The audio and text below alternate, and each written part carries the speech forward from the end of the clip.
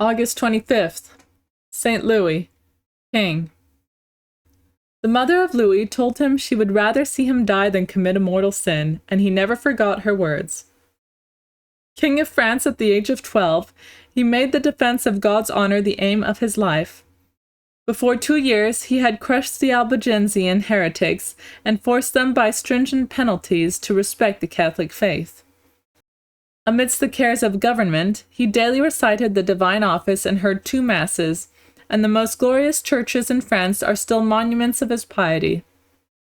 When his courtiers remonstrated with Louis for his law that blasphemers should be branded on the lips, he replied, "I would willingly have my own lips branded to root out blasphemy from my kingdom." The fearless protector of the weak and the oppressed, he was chosen to arbitrate in all the great feuds of his age between the Pope and the Emperor, between Henry III and the English barons. In 1248, to rescue the land which Christ had trod, he gathered around him the chivalry of France and embarked for the East.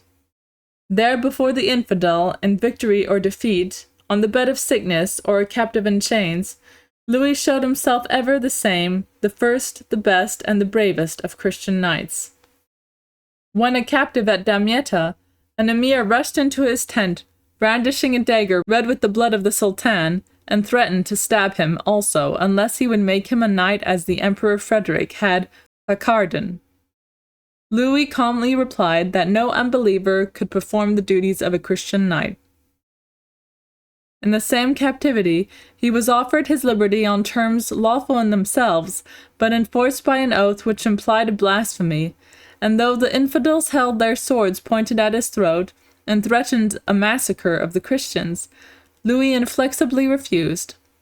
The death of his mother recalled him to France, but when order was re-established, he again set forth on a second crusade. In August 1270, his army landed at Tunis, and though victorious over the enemy, succumbed to a malignant fever. Louis was one of the victims.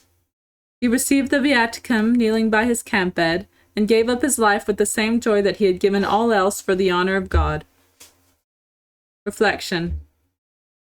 If we cannot imitate St. Louis in dying for the honor of God, we can at least resemble him in resenting the blasphemies offered against God by the infidel, the heretic, and the scoffer.